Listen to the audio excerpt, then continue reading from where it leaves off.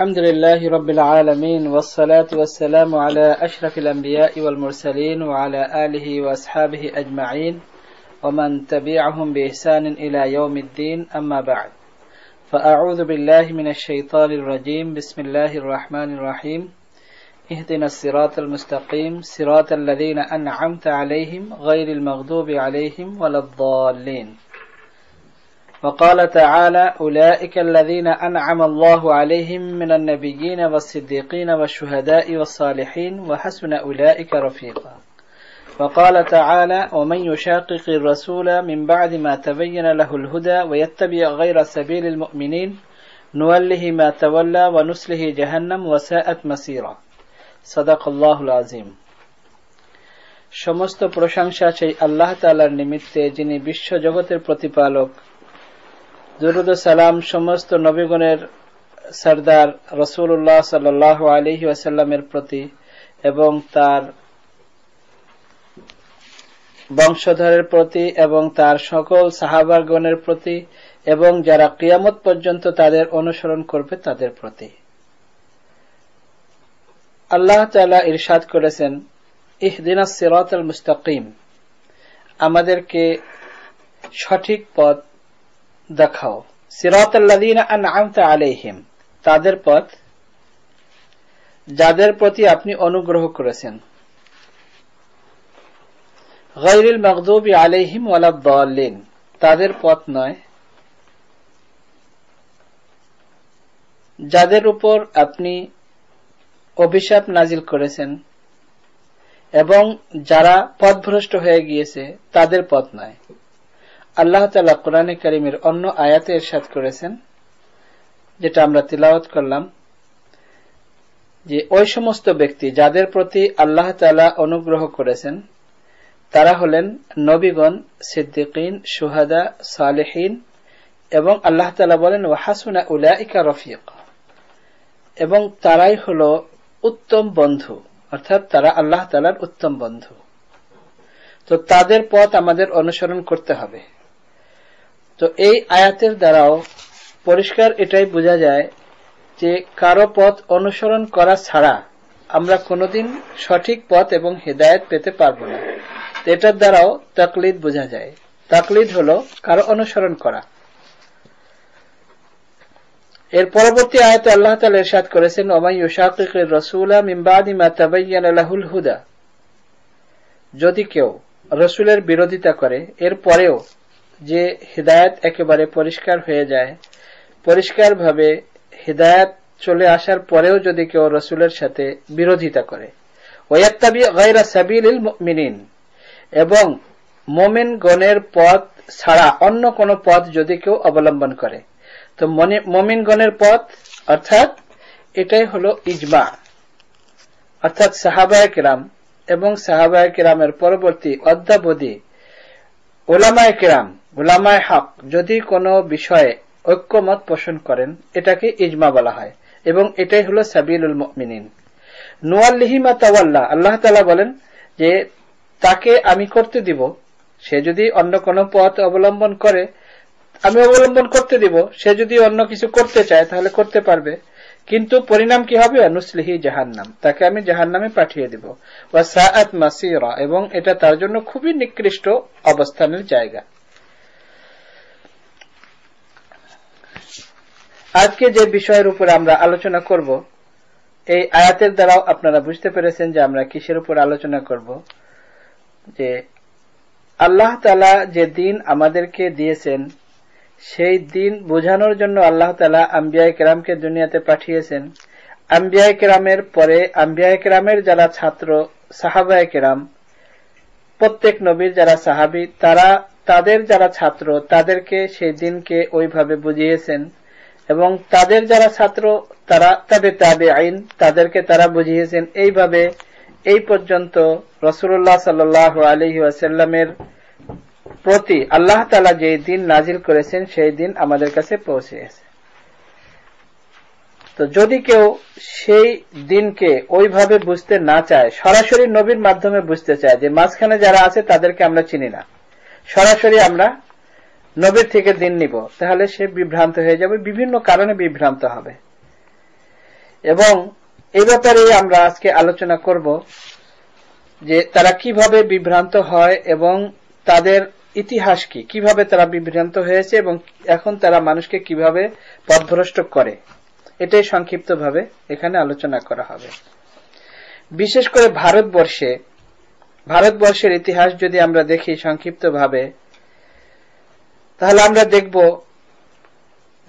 92 হিজরি থেকে নিয়ে এই পর্যন্ত, অর্থাৎ 1273 হিজরি পর্যন্ত, এর মধ্যে যারাই মুসলমান বিভিন্ন দেশ থেকে এসেছে এবং ইসলামের কাজ করেছে, দাওয়াত দিয়েছে, এই পর্যন্ত তারা ইরাক থেকে এসেছে। ইরাকের গভর্নরের আদেশে মুহাম্মদ ইবনে কাসিম রহমতুল্লাহ আলাইহি তিনি সিন্ধু প্রদেশে আসেন এবং 3 বছর যুদ্ধ করার পরে 95 হিজরিতে পুরা সিন্ধু প্রদেশ স্বাধীন করেন এবং সিন্ধু প্রদেশ স্বাধীন করার পরে তিনি আবার ফিরে যান। যেহেতু তিনি ইরাক থেকে এসেছিলেন, তো এই জন্য ইরাকে তখন ছিল হযরত আব্দুল্লাহ ইবনে মাসউদ রাদিয়াল্লাহু তাআলা আনহু এবং হযরত আলী রাদিয়াল্লাহু তাআলা আনহুর ছাত্র, অনুসারী এবং ছাত্রের ছাত্র, যার কারণে সেখানে ইরাকের যে ফিকহ, সেই ফিকহের উপরেই তারা আমল করেছেন। অর্থাৎ যারা সিন্ধু প্রদেশে তখন এসেছিলেন তারা সবাই ইরাকের যে ফিকহ ছিল সেই ফিকহের উপরেই আমল করেছেন। তখন থেকে নিয়ে সিন্ধু প্রদেশে, যেহেতু তারা ইরাক থেকে এসেছে আর সেখানে হানফি ফিকহ ছিল, এই জন্য ভারতবর্ষে হানফি ফিকহেরই প্রচলন শুরু হয়েছে। তারপর 392 হিজরিতে সুলতান মাহমুদ গজনবী রহমতুল্লাহ আলাইহি লাহোর এবং তার আশেপাশের যে সমস্ত এলাকা, এগুলোকে স্বাধীন করেন। এগুলোকে স্বাধীন করার পর থেকে নিয়ে সিন্ধু প্রদেশ থেকে শুরু করে একেবারে লাহোর পর্যন্ত সুলতান মাহমুদ গজনবী রহমতুল্লাহ আলাইহি স্বাধীন করেন এবং তার আন্ডারেই থাকে এবং তিনিও হানফি ছিলেন। পরবর্তীতে 589 হিজরিতে সুলতান গৌরীর যুগ থেকে নিয়ে দিল্লি পর্যন্ত তিনি স্বাধীন করেন এবং তার আন্ডারে থাকে। তখন থেকে নিয়ে 1273 হিজরি পর্যন্ত পুরা ভারতবর্ষে মুসলমানদের রাজত্ব ছিল এবং এই লম্বা সময়, অনেক লম্বা সময়, এই পুরা সময়ের মধ্যে যারাই বাদশাহ ছিলেন তারা সবাই হানফি ছিলেন। এই জন্য ভারতবর্ষে হানফি ফিকহ 92 হিজরি থেকে শুরু করে 1273 হিজরি পর্যন্ত, এর মধ্যে আর অন্য কোন মত বা অন্য কোন ফিকহ বা অন্য কোন মাযহাব ছিল না। এবং একথা গায়রে মুকাল্লিদিনদের বহুত বড় ইমাম এবং বহুত বড় আলেম নবাব সিদ্দিক হাসান খান ভূপালী তিনি স্বীকার করেছেন এবং তিনি লিখেছেন, তার কিতাবের নাম তরজমানে ওয়াহাবিয়া। এই কিতাবের 11 নম্বর পৃষ্ঠায় তিনি লিখেছেন যে ভারতবর্ষের মুসলমানদের অবস্থা হলো এই যে এখানে ইসলাম যেভাবে এসেছে অধিকাংশ বাদশাদের মাধ্যমে, এবং বাদশা যারা এখানে এসেছে তারা সবাই, আর মানুষ যারা, প্রজা যারা, তারা সবাই বাদশার কথাই শুনে, আর যারাই এখানে রাজত্ব করেছে তারা সবাই যেহেতু হানফি ছিল, তো এই জন্য প্রজা যারা ছিল অর্থাৎ মুসলমান যারা ছিল তারাও সবাই হানফি ছিল। এবং এই লম্বা সময়ের মধ্যে যত আলিম, ফাজেল, কাজী, মুফতি এবং বড় বড় জজ যারা ছিল তারা সবাই হানফি ছিল। এমনকি বাদশাহ আলমগীরের যুগে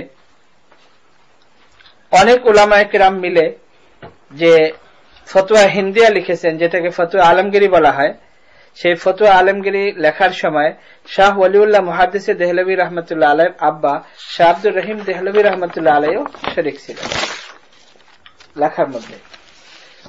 এটাই হলো সংক্ষিপ্ত ভারতবর্ষের, অর্থাৎ ইন্ডিয়া, পাকিস্তান, বাংলাদেশ এবং আশপাশের যে সমস্ত দেশ, এই দেশের সংক্ষিপ্ত ইতিহাস।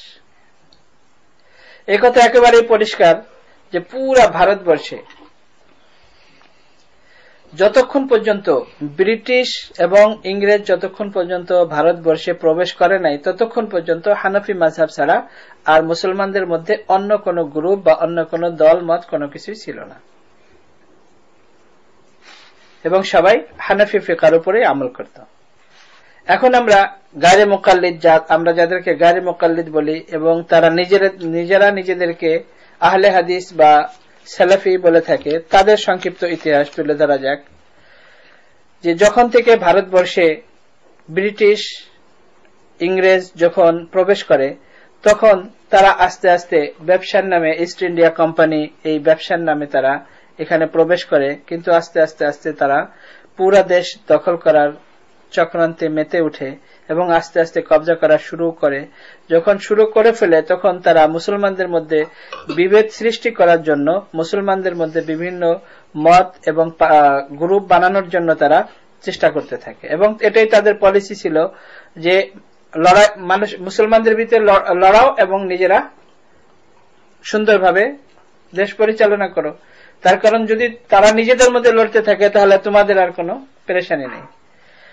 তো তাদের এই প্ল্যান অনুযায়ী তারা মুসলমানদের মধ্যে বিভেদ সৃষ্টি করার জন্য কিছু লোক এমন তৈরি করলো যে যারা এতদিন পর্যন্ত, এই 1200 বছর পর্যন্ত যারা হানাফি ফিকহের উপর আমল করে আসছিল, তাদের মধ্যে বিভেদ সৃষ্টি করার জন্য তারা একটা নতুন গ্রুপ এবং একটা দল তৈরি করে। তাদেরই গায়রে মুকাল্লিদদেরই একজন বড় ঐতিহাসিক আলিম মৌলানা মুহাম্মদ শাহজাহানপুরী, তিনি লিখেছেন, তার কিতাবের নাম আল ইরশাদ ইলা সাবিলির রাশাদ, যে কিছুদিন থেকে ভারতবর্ষে এমন একটা মাযহাব এবং এমন কিছু লোক দেখা যায় যে যাদেরকে আগে দেখা যেত না, একেবারে নতুন নবাগত মনে হয়, এবং কিছুদিন আগে পর্যন্ত তাদের নাম নিশানও ছিল না। তারা নিজেদেরকে আহলে হাদিস বলে, মুহাম্মাদি বলে, মুওয়াহিদ বলে, কিন্তু সত্যিকার অর্থে তাদের যারা বিরোধী, অর্থাৎ যারা হানাফি ফিকহের উপর আমল করে, তারা তাদেরকে গায়রে মুকাল্লিদ, ওয়াহাবি এবং লা মাযহাব বলেই ডাকে। যেহেতু তারা নামাজের মধ্যে হাত উঠায়, অর্থাৎ রুকুতে যাওয়ার সময়, রুকু থেকে ওঠার সময়, তো এই জন্য যেমন ভাবে তাকবীরে তাহরিমার সময় যেভাবে হাত উঠায়, ঠিক ওইভাবে তারা হাত উঠায়। এই জন্য ওই বর্তমান যে বাংলাদেশ, অর্থাৎ যে পশ্চিমবঙ্গ এবং পূর্ববঙ্গ, দুই বঙ্গের লোক, তখন তো ভারত এক ছিল, তো তারা তাদেরকে রফায়েদান বলেই ডাকত। এটা এই আল ইরশাদ এই কিতাবের 13 নম্বর পৃষ্ঠায় উল্লেখ আছে। অর্থাৎ এমন একটা নতুন গ্রুপ এবং একটা ফিরকা, তার সম্পর্কে তাদেরই একজন বড় আলেম, যার কথা এখন বলা হলো নবাব সিদ্দিক হাসান খান সাহেব, তিনিও এইভাবে লিখেছেন যে যারা মুকাল্লিদ অর্থাৎ হানাফি ইমামদেরকে ফলো করে এবং যারা মুওয়াহিদ অর্থাৎ গায়রে মুকাল্লিদ, তাদের মধ্যে এতটুকু পার্থক্য যে এরা হলো শুধু যারা মুওয়াহিদ অর্থাৎ গায়রে মুকাল্লিদ, তারা শুধু কোরআন হাদিসকে ফলো করে আর অন্য কোনো কিছু নয়, এবং বাকি যারা মাযহাবকে ফলো করে তারা হলো সুন্নতের খিলাফ এবং শরীয়তের তরিকার খিলাফ অন্য কিছুর উপর আমল করে। তরজমানে ওয়াহাবিয়ার ভিতরে উল্লেখ করেছে। 1857 সালের পূর্ব পর্যন্ত গায়রে মুকাল্লিদের কোনো নাম ছিল না, তাদের কোনো অস্তিত্ব ছিল না, তাদের কোনো বাস্তবতা ছিল না, তাদের কোনো রূপরেখা ছিল না, কিন্তু এরপরে আস্তে আস্তে তাদের আবির্ভাব হয়, অর্থাৎ ইংরেজদের প্ররোচনায় তাদের আবির্ভাব হয়। ইংরেজ ব্রিটিশ বানিয়ে তারা তাদেরকে বিভিন্নভাবে টাকা পয়সা এবং বড় বড় পদ এবং কাউকে নবাব খেতাব দিয়ে বিভিন্নভাবে একটা নতুন মাযহাব দাঁড় করায়, এবং নতুন যে মাযহাবটা দাঁড় করানো হয় তাদের হাতে এমন কিছু দিয়ে দেয় যে তারা যেন সমস্ত মুসলমানদের সাথে বিরোধিতা করে, এমন কিছু তাদেরকে শেখানো হয়। তারাই হলো এই গায়রে মুকাল্লিদ, এবং নিজেদেরকে যারা পরবর্তীতে আহলে হাদিস এবং বর্তমানে নিজেদেরকে যারা সালাফি বলে, নিজেদেরকে তারা মুহাম্মাদি বা সালাফি যাই বলুক, কিন্তু মুসলমানরা তাদেরকে শুরু থেকে গায়রে মুকাল্লিদ বলে আসছিল এবং এখনো তারা গায়রে মুকাল্লিদি নিজেদেরকে বলে। তো যখন তারা নিজেদেরকে প্রথম মুওয়াহিদ বলা শুরু করলো, অর্থাৎ তারাই শুধু আল্লাহ তাআলাকে বিশ্বাস করে আর বাকি সমস্ত মুসলমানদেরকে তারা মুশরিক মনে করত, এরপরে তারা কিছুদিন পরে নিজেদেরকে, যেহেতু আহলে হাদিস তারা নিজেদেরকে মনে করত, তারা নিজেদের নাম রাখে মুহাম্মাদি, অর্থাৎ তারাই শুধু হুজুর সাল্লাল্লাহু আলাইহি ওয়াসাল্লামকে ফলো করে, আর কেউ নয়। অন্য সমস্ত মুসলমানরা হুজুর সাল্লাল্লাহু আলাইহি ওয়াসাল্লামকে ফলো করে না, এমন ভাবে তারা বোঝানোর চেষ্টা করেছে। তারপরে এই নামও তাদের টিকে নাই। তার পরবর্তীতে তারা চিন্তা করলো যে অন্য কোন এমন নাম, যে নাম মানে যে নামের দিকে আকর্ষণ, মানুষের বেশি আকর্ষণ হয়, এমন কোন নাম তালাশ করা উচিত। তখন তারা আহলে হাদিস, এটা মুহাদ্দিসিনদেরকে আহলে হাদিস বলে খেতাব করা হতো। তো তারা দেখলো যে আহলে হাদিস শব্দটা খুব সুন্দর, তখন তারা এই শব্দটা তারা নিজেরা গ্রহণ করে যে আমাদের নাম আহলে হাদিস। তো আহলে হাদিস এই নামে তারা চলতে থাকে এ পর্যন্ত এইভাবেই চলে আসতেছিল।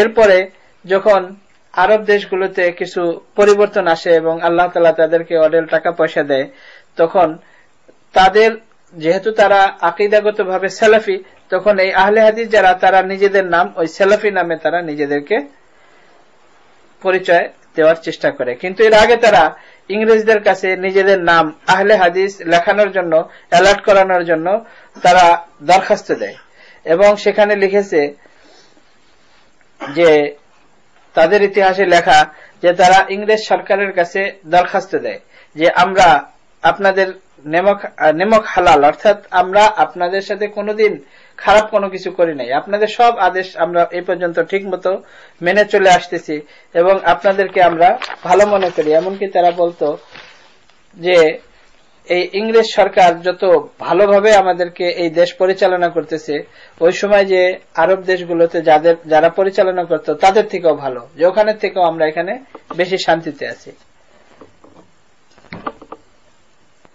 এবং তারা এরূপ, যেমন আল ইকতিসাদ কিতাব লিখেছে, তরজমানে ওয়াহাবিয়া কিতাব লিখেছে, এই সমস্ত কিতাবের মধ্যে তারা উল্লেখ করেছে যে জিহাদ করা, ইংরেজদের বিরুদ্ধে জিহাদ করা হারাম এবং যারা জিহাদ করে তারা খুব খারাপ কাজ করে এবং এটা ঠিক নয়। তো তারা যে দরখাস্ত দিয়েছিল, সেই দরখাস্তের ভিতরে যে আহলে হাদিস আমাদের নামই করা হোক, এটা মৌলানা মুহাম্মদ হোসেন বাটালভি, যে তাদের বহুত বড় একজন আলেম গায়রে মুকাল্লিদদের, সে লিখেছে যে 1886 সনে সে লিখেছে যে আমাদের মাসিক একটা পত্রিকা ইশাআতুস সুন্নাহ, এই পত্রিকার মধ্যে আমরা নিজেদেরকে আহলে হাদিস বলে আখ্যায়িত করেছি এবং ওহাবি যে শব্দটা আমাদেরকে বলা হয়, এই শব্দটা আসলে বলা হয় যারা খারাপ তাদের জন্য ব্যবহার করা হয়। তো এটাকে আমরা খারাপ মনে করি, এই জন্য আমরা যে শব্দটা আমাদের ইশাআতুস সুন্নাতে ব্যবহার করেছি, এই শব্দটাকে সরকারিভাবে এটাকে গ্রহণ করা হোক এবং ওহাবি শব্দ যেন আমাদের জন্য ব্যবহার না করা হয়, এটা সরকারিভাবে ঘোষণা দেওয়া হয়। তো সরকার তাদের এই দরখাস্ত মেনে নেয় এবং তখন থেকে তাদের নাম আহলে হাদিস হয়।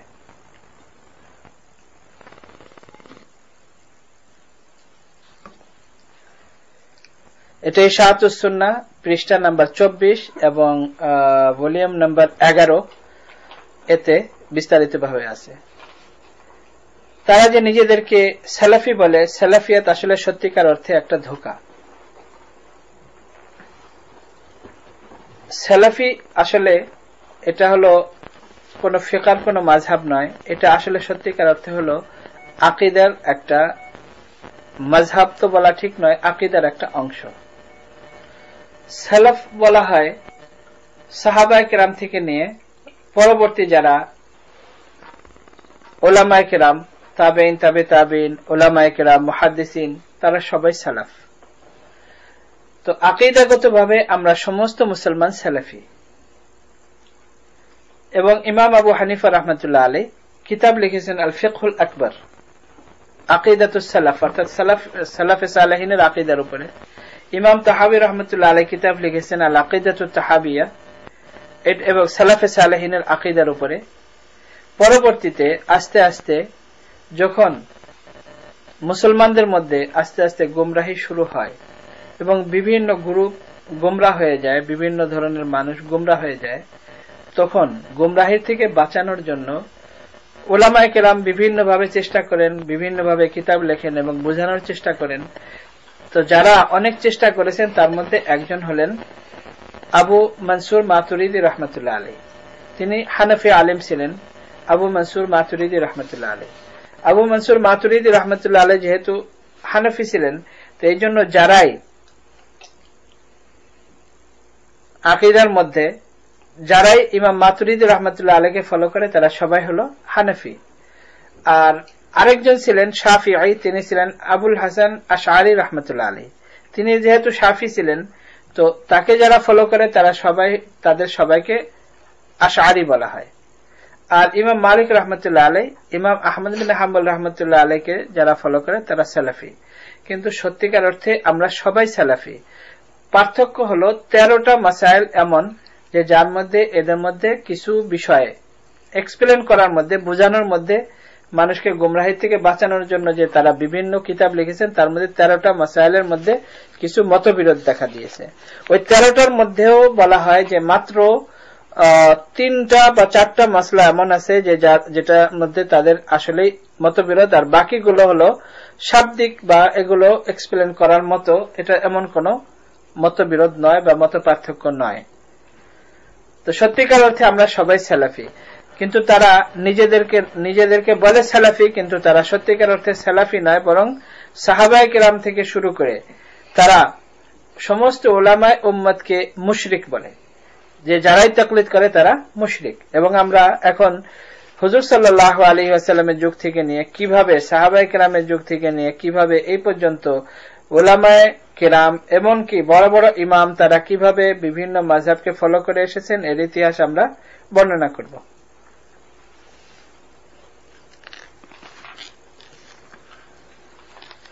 এখানে দেখার বিষয় হলো যে এরা নিজেদেরকে বলে সালাফি, এবং যে আমরা কোরআন হাদিসের উপরে শুধু আমল করব আর অন্য কোনো কিছু আমরা ফলো করব না।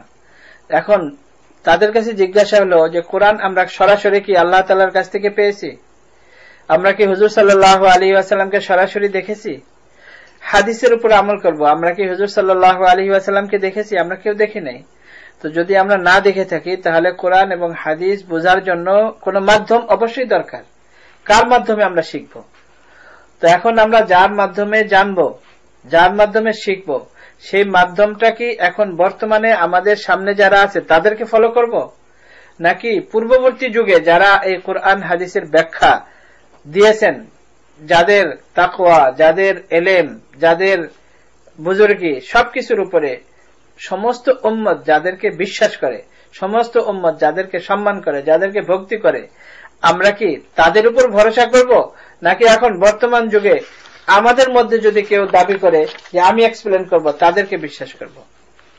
এটাই হলো দেখার বিষয়। তো যেহেতু তাদের শব্দ অনেক সুন্দর যে আমরা শুধু কোরআন হাদিস আমল করব, তো যার কারণে যাদের এলেম নাই, জ্ঞান নাই এবং অল্প বয়স, বুদ্ধি কম, তারা তাদের জালে আটকা পড়ে যায়। তারা মনে করে যে হ্যাঁ আমরা শুধু কোরআন হাদিসের উপর আমল করব, আমাদের ইমামের কি দরকার। তারা এটা চিন্তা করে না যে এই কোরআন হাদিস এখন আমরা যে বুঝবো, এখন বর্তমানে আমাকে যে বুঝাবে তার মাধ্যমে বুঝবো, নাকি সাহাবায়ে কেরাম থেকে নিয়ে তাবেঈন, তাবে তাবেঈন, উলামায়ে কেরাম বড় বড় যারা ছিলেন তাদের মাধ্যমে বুঝবো। এখন আমরা যে চারজন ইমাম, ইমাম আবু হানিফা রহমতুল্লাহ আলাইহি, ইমাম মালিক রহমতুল্লাহ আলাইহি, ইমাম শাফি রহমতুল্লাহ আলাইহি, ইমাম আহমদ ইবনে হাম্বল রহমতুল্লাহ আলাইহি, তাদের যে খিদমত এবং তাদের যে ইতিহাস এবং হুজুর সাল্লাল্লাহু আলাইহি ওয়াসাল্লাম থেকে নিয়ে এই পর্যন্ত কিভাবে চলে আসছে সংক্ষিপ্তভাবে এর উপর আলোচনা করব। যে আহলুস সুন্নাতি ওয়াল জামাত, আহলুস সুন্নাতি ওয়াল জামাত হুজুর সাল্লাল্লাহু আলাইহি ওয়াসাল্লাম ইরশাদ করেছেন যে তোমাদের উপর জরুরি আমার সুন্নতের উপর আমল করা, খুলাফায়ে রাশিদিনের সুন্নতের উপর আমল করা। এবং হুজুর সাল্লাল্লাহু আলাইহি ওয়াসাল্লাম ইরশাদ করেছেন এর উপর অনেক হাদিস যে মা আনা আলাইহি ওয়া আসহাবি, যে আমার পূর্ববর্তী যে সমস্ত আম্বিয়া কেরাম ছিলেন ইহুদি, তাদের মধ্যে হলো 73টা ফিরকা ছিল, আর 72টা ফিরকা ছিল, আর আমার উম্মতের 73টা ফিরকা হবে, গ্রুপ হবে। তার মধ্যে একটা হলো জান্নাতি, একটা হলো জান্নাতে যাবে। তো সাহাবায়ে কেরাম যখন জিজ্ঞেস করেছেন যে জান্নাতে কারা যাবে, হুজুর সাল্লাল্লাহু আলাইহি ওয়াসাল্লাম তখন জবাবে বলেছেন মা আনা আলাইহি, যার উপরে আমি আছি, অর্থাৎ যদি কেউ আমাকে ফলো করে, ওয়াসহাবি এবং আমার সাহাবায়ে কেরাম যেই পথে আছে, আমার সাহাবায়ে কেরামকে যারা ফলো করবে তারা হলো আহলুস সুন্নাতি ওয়াল জামাআহ, এবং তারাই হলো ফিরকায়ে নাজিয়া বলা হয়, যে তারাই হলো জান্নাতে যাবে। এই ব্যাপারে আহলুস সুন্নাতি ওয়াল জামাআহ সমস্ত উলামায়ে কেরাম সবাই একমত যে শরীয়তের দলিল হলো চারটি: কিতাবুল্লাহ কোরআনে কারীম, সুন্নাতুর রাসূলুল্লাহ অর্থাৎ সুন্নাত হাদিস, তৃতীয় নম্বর হলো ইজমা অর্থাৎ সাহাবায়ে কেরাম থেকে নিয়ে এই পর্যন্ত বিভিন্ন যুগে বিভিন্ন মাসালার মধ্যে যখন উলামায়ে কেরাম কোনো বিষয়ে কোরআন হাদিসের ভিত্তিতে একমত হয়ে যায় তখন এটাকে ইজমা বলা হয়, ঐক্যমত যাকে বলা হয়। আর চতুর্থ নম্বর হলো শরীয়তের দৃষ্টিতে কিয়াস।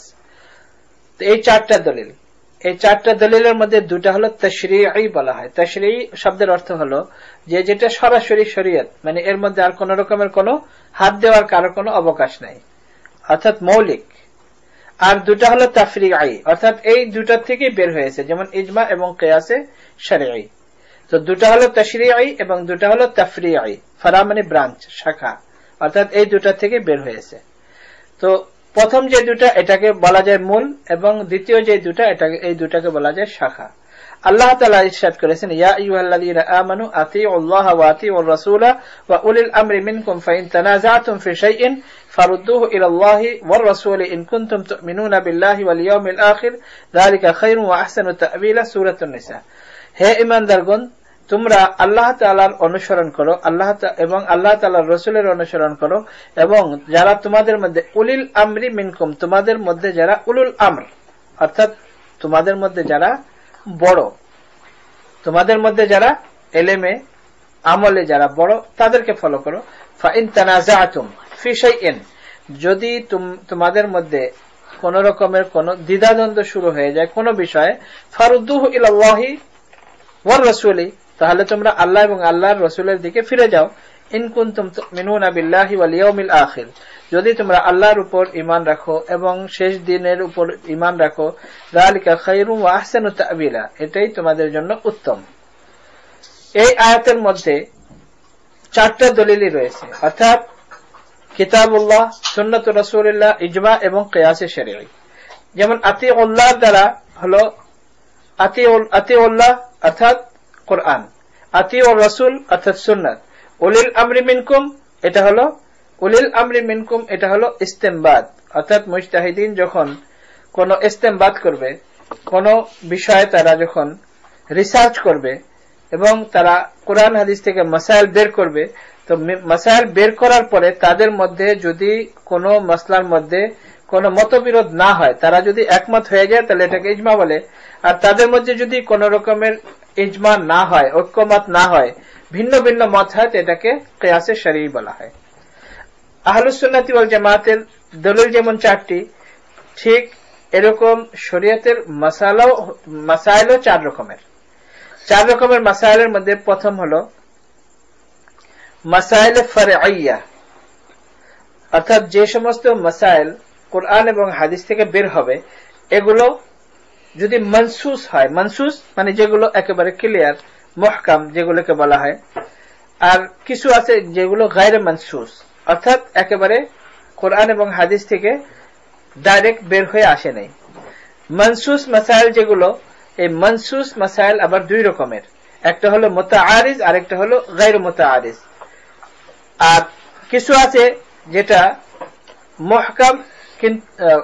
মুহকাম অথবা মুহতামাল, সন্দেহজনক।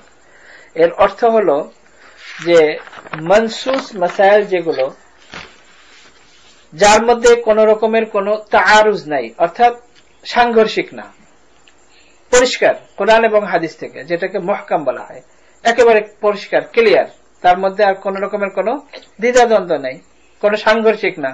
উদাহরণ দিলে ভালো বোঝা যাবে, যেমন 5 ওয়াক্ত নামাজ পড়তে হবে।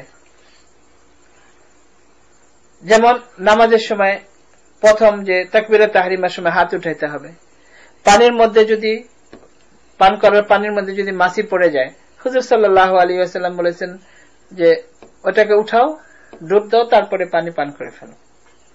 তো পরিষ্কার হাদিস, এর মধ্যে আর কারো কোনো ইজতিহাদ করার, কারো কোনো রিসার্চ করার কোনো কিছু নেই। এটা হলো মুহকাম বলা হয়, যেটা মনসুস, মানে এটার মধ্যে কোন রকমের সাংঘর্ষিক কোনো কিছু নাই। তো এই ধরনের যত মাসাইল আছে এটার মধ্যে কোনো মুজতাহিদ বা কোনো ইমামের কোনো ইজতিহাদ করার, কিয়াস করার কোনো অবকাশ নাই। দ্বিতীয় নম্বর হলো গায়রে মানসুস মাসাইল। গায়রে মানসুস মানে যেটা এরকম ক্লিয়ার না। তো এই সমস্ত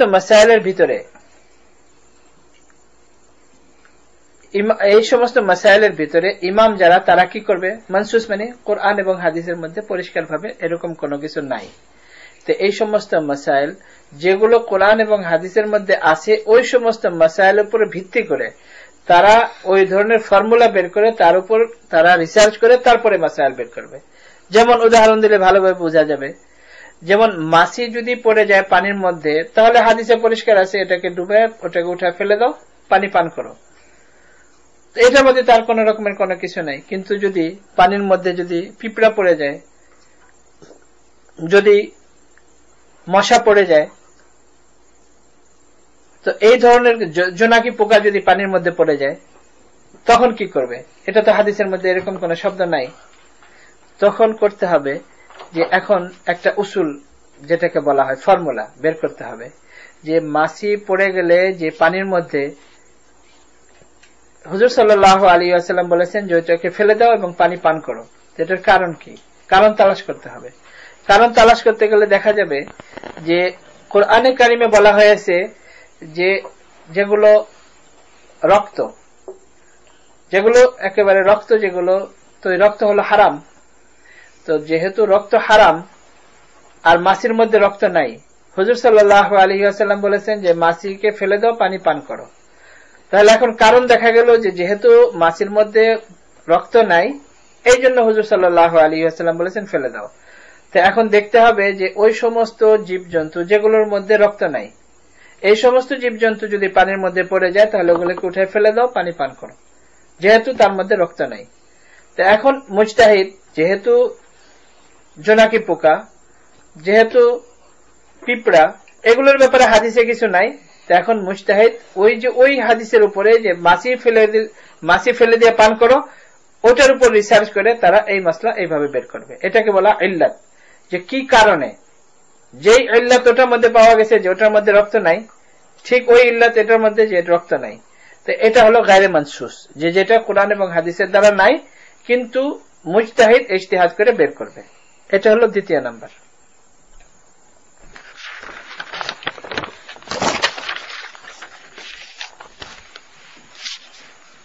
তৃতীয় নাম্বার হলো মানসুসা মুতাআরিদা।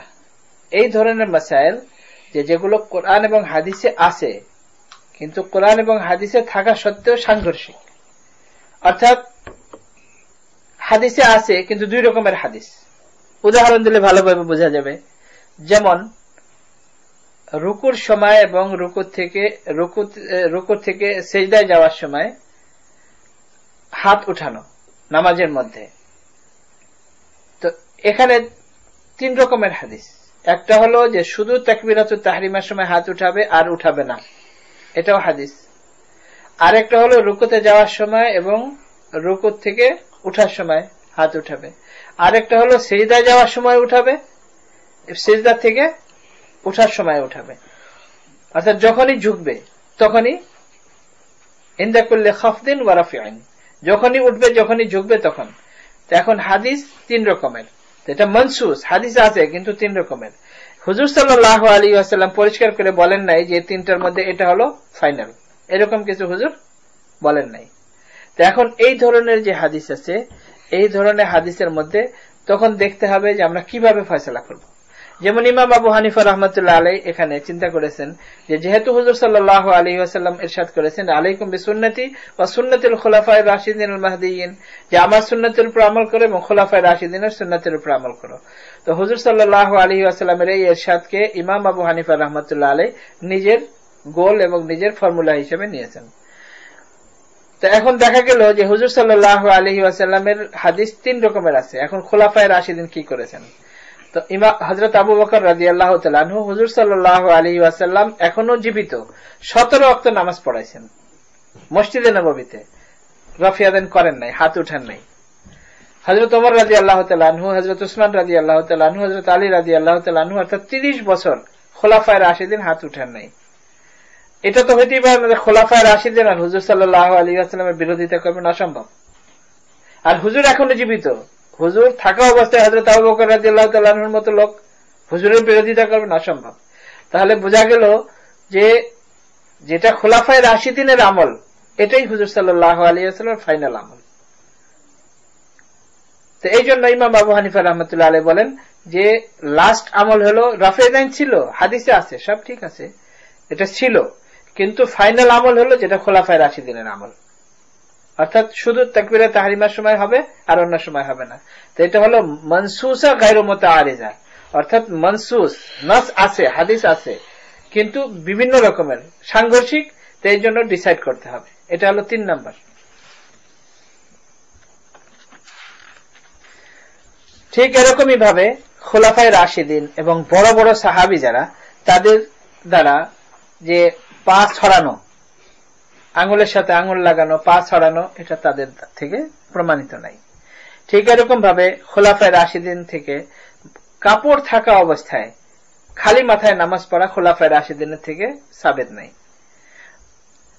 ঠিক এরকম ভাবে জোরে আমিন বলা খোলাফায়ে রাশিদিন থেকে সাবেত নেই। সিনার উপরে হাত বাঁধা, এটা খোলাফায়ে রাশিদিন থেকে সাবেত নেই, বরং হযরত আলী রাদিয়াল্লাহু তাআলা আনহু সুন্নত বলেছেন নাভির নিচে হাত বাঁধাকে।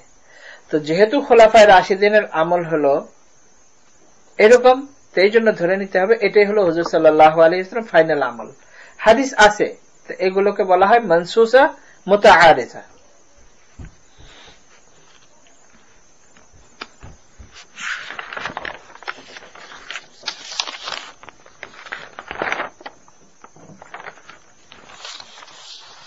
এরপর হলো এখানে একটা জরুরি একটা বিষয়টি হলো যে যারা ইজতিহাদ এবং কিয়াস এবং ইজমাকে যারা না মানে, গ্রহণ না করে, তাদের জন্য একটা জরুরি কথা হলো যে কোন হাদিস সহিহ, কোন হাদিস যায়িফ, কোন হাদিসকে আমল করতে হবে, কোনটা করতে হবে না, এটাকে তারা কিভাবে নির্ধারণ করবে? যেহেতু তারা কিয়াস করতে রাজি না, ইজতিহাদ করতে রাজি না, তারা কিভাবে নির্ধারণ করবে?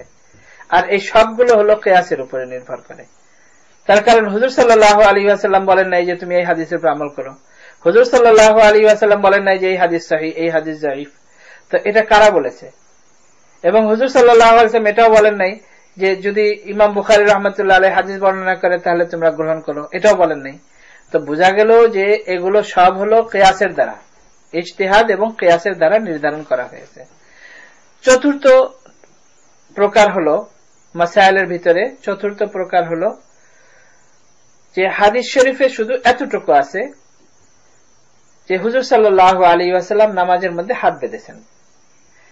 এখন হাত হুজুর সাল্লাল্লাহু আলাইহি ওয়াসাল্লাম বেঁধেছেন, এই হাত বাঁধা এটা কি ফরজ না ওয়াজিব না সুন্নত না মুস্তাহাব?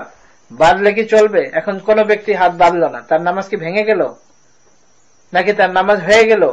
এটা কিভাবে ডিসাইড করবে? হাদিসে আছে কিন্তু ডিসাইড কিভাবে করবে? তো এটাকে বলা হয় মুহতামাল, এটাকে বলা হয় মুহতামাল, অর্থাৎ সন্দেহজনক। হাদিসে আছে কিন্তু ডিসাইড নাই যে কি এটা ফরজ না ওয়াজিব। তো এটাকেই ফুকাহায়ে কেরাম, যাদেরকে মুজতাহিদিনে কেরাম বলা হয়, আইম্মায়ে কেরাম বলা হয়, তারা ডিসাইড করেছেন যে হুজুর সাল্লাল্লাহু আলাইহি ওয়াসাল্লামের আদেশের মধ্যে কোনটা ফরজ, কোনটা ওয়াজিব, কোনটা সুন্নত, কোনটা সুন্নতে মুআক্কাদা, কোনটা নফল, এবং কোনটা মুবাহ যে জায়েজ আছে, কোনটা মনসুখ যে রহিত হয়ে গেছে। অনেক মাসাইল এরকম, যেরকম ইমাম আবু হানিফা রাহমাতুল্লাহ আলাইহির অনুযায়ী যে খোলাফায়ে রাশিদিন যেহেতু আমল করেছেন এটা যে শুধু তাকবীরে তাহরিমার সময়, তো তাকবীরে তাহরিমের সময় যেটা, এটাই হলো হুজুর সাল্লাল্লাহু আলাইহি ওয়াসাল্লামের শেষ আমল, যেটা খোলাফায়ে রাশিদিনের আমল। আর বাকি হাত উঠানো রুকুর সময়, রুকুতে যাওয়ার সময়, এরপরে সিজদায় যাওয়ার সময়, সিজদা থেকে ওঠার সময়, এটা ছিল হাদিসে আছে, সব আছে, কিন্তু এটা মনসুখ, রহিত। ঠিক এরকম মখসুস, যে কোনটা হুজুর সাল্লাল্লাহু আলাইহি ওয়াসাল্লামের সাথে বিশেষভাবে জড়িত, যেটা উম্মতের সাথে নয়, তো এটা আইম্মা যারা ফুকাহায়ে কেরাম, মুজতাহিদিনে কেরাম, তারা ডিসাইড করবেন। যেমন হুজুর সাল্লাল্লাহু আলাইহি ওয়াসাল্লাম একই সঙ্গে 9 জন স্ত্রীকে রেখেছেন, এটা সুন্নত, কিন্তু হুজুর সাল্লাল্লাহু আলাইহি ওয়াসাল্লামের সাথে এটা মখসুস, এটা হাদিস। এটা হলো চতুর্থ প্রকার। তো এই 4 প্রকারের মাসাইল, মোট কথা 3 প্রকারের মাসাইল যেটা এটার সাথে তাকলিদের সম্পর্ক, আর যে 1 প্রকারের যেটা প্রথম মুহকাম, যেটা মনসুস মুহকাম, এটার সাথে তাকলিদের সাথে ইজতিহাদের সাথে কোন রকমের কোন সম্পর্ক নাই।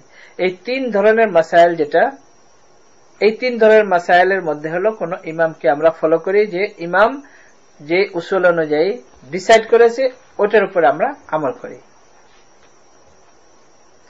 ঠিক এরকম এই ইজতিহাদি যে মাসাইল, 3 প্রকারের যে ইজতিহাদি মাসাইল, একটার মধ্যে তো ইজতিহাদের কোনো দরকারই নাই। 3 প্রকারের যে মাসাইল, এই মাসাইলের হিসেবে মানুষ হলো 3 প্রকার। প্রথম নম্বর হলো যে সমস্ত মাসাইল সামনে আসবে সে নিজেই মুজতাহিদ, নিজে ইস্তেমবাদ করতে পারে, ইজতিহাদ করতে পারে, ইজতিহাদ করে সে মাসাইল বের করতে পারে। তো সে যখন নিজেই বের করবে, তো এর মধ্যে তার কারো কোনো কিছুর দরকার নেই, সে নিজেই বের করতে পারে। এটা হলো 1 নম্বর। 2 নম্বর হলো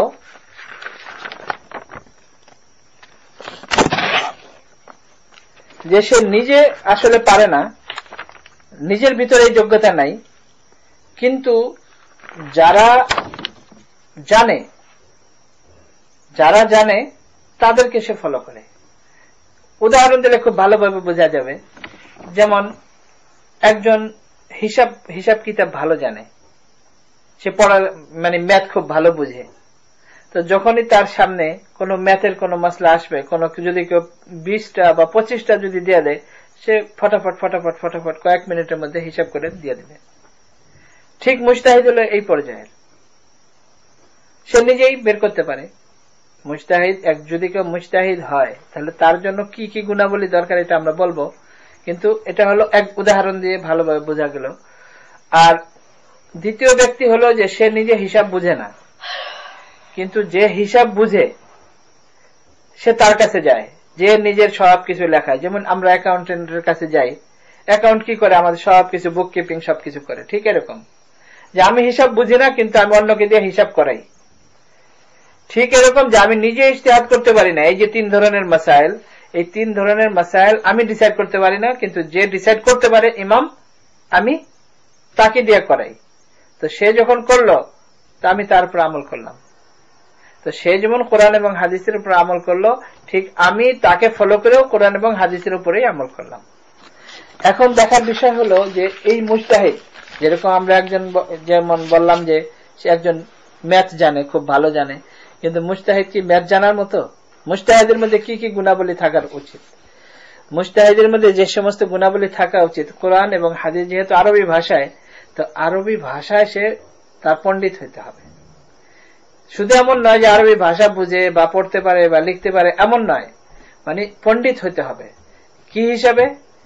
আবিধানিক ভাবে, ভাষাগত ভাবে, সাহিত্যের দিক থেকে, এই সমস্ত বিষয়ে কোরআন এবং হাদিসের উপরে তার অগাধ জ্ঞান থাকতে হবে, নাম্বার 1।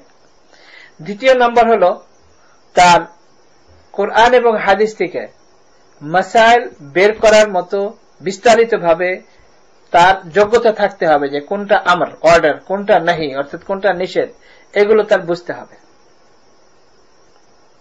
কোরআনে কারিমের মধ্যে কোনটা সরাসরি বলা হয়েছে, যেটা কোনটা সরাসরি বলা হয় নাই, কিন্তু ইঙ্গিত করা হয়েছে, ইন্ডিকেট করা হয়েছে, ওটার ইস্তেমবাদ করে বের করতে হবে।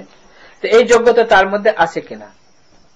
কোন শব্দ আছে যেটা সরাসরি এটার যে অর্থ এটাই বোঝা হয়েছে, তার কারণ আরবি ভাষায়, সব ভাষাই আছে এরকম, সব ভাষাই আছে যে একটা তার বাস্তব অর্থ থাকে, মিনিং থাকে, আর একটা তার পিছনে অন্য মিনিং থাকে। যেমন আমরা বলে থাকি যে আমি তোমাকে দেখে নেব, কিন্তু আমি তোমাকে দেখে নেব মানে কি, আমি তোমাকে দেখব, এটা অর্থ। শব্দ হলো আমি তোমাকে দেখে নেব, কিন্তু বাস্তবে এর আরেকটা ভিন্ন মিনিং আছে। তো এরকম সব ভাষায় আছে, একটা হাকিকত আছে, একটা মাজাজ আছে, একটা ইশারাতুন নাস, একটা কিনায়া। তো এই সমস্ত জ্ঞান তার থাকতে হবে। এরপরে তার নাসিখ এবং মনসুখ, যে কোরআন এবং হাদিসের মধ্যে কোনটার হুকুম আয়াত আছে কিন্তু হুকুম মনসুখ হয়ে গেছে, হাদিস আছে কিন্তু হুকুম মনসুখ হয়ে গেছে, এটার ইলম থাকতে হবে। ঠিক হাদিসের ব্যাপারেও তার এই ধরনের ইলম থাকতে হবে যে কোনটা কাতি, কোনটা জান্নি। জান্নি মানে যেটা ওই যে বলা হলো মনসুস মুহকাম, যেটা জান্নি মানে যেটার ভিতরে ইজতিহাদ করার প্রয়োজন, এটা তার জানতে হবে। এবং তার ইজমার ইলম থাকতে হবে যে কিসের উপরে আমার পূর্ববর্তী সাহাবাদের যুগ থেকে কোনটার উপরে ইজমা, যেটার উপরে ইজমা আছে ওটার মধ্যে তার ইজতিহাদ করার অধিকার নাই। এটা এই জন্য তার জানতে হবে যে কোনটার উপরে ইজমা আছে, যেটার উপরে ইজমা নাই ওটার মধ্যে আমার ইজতিহাদ করতে হবে।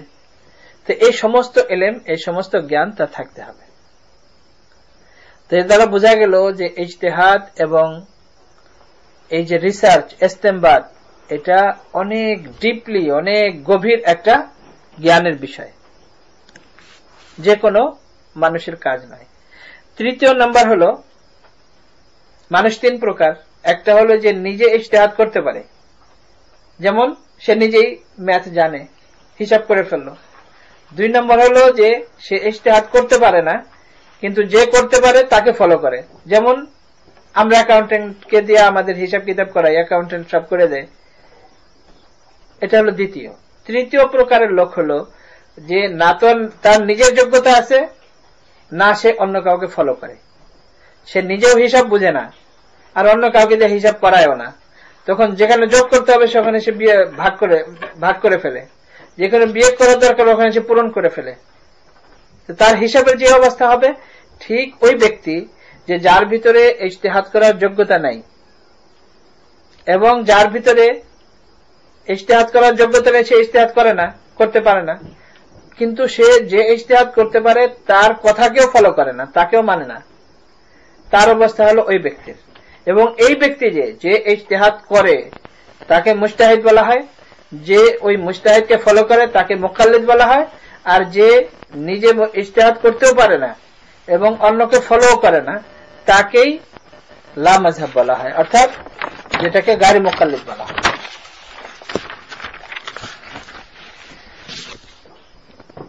এখন আমরা হুজুর সাল্লাল্লাহু আলাইহি ওয়াসাল্লামের যুগ থেকে নিয়ে আমরা দেখি যে হুজুর সাল্লাল্লাহু আলাইহি ওয়াসাল্লামের যুগে তাকলিদ কিভাবে হতো, তাকলিদ ছিল কিনা। হুজুর সাল্লাল্লাহু আলাইহি ওয়াসাল্লামের সময় তিনটা পদ্ধতি ছিল আমল করার জন্য, দিনের উপরে তিনটা পদ্ধতি।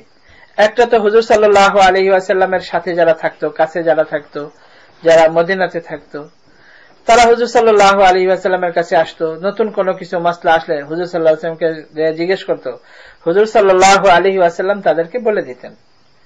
দ্বিতীয় নম্বর হলো যারা হুজুর সাল্লাল্লাহু আলাইহি ওয়াসাল্লামেরই সাহাবী, কিন্তু এখন হুজুর সাল্লাল্লাহু আলাইহি ওয়াসাল্লামের কাছে নেই, দূরে আছে, তো তখন তারা কি করবে?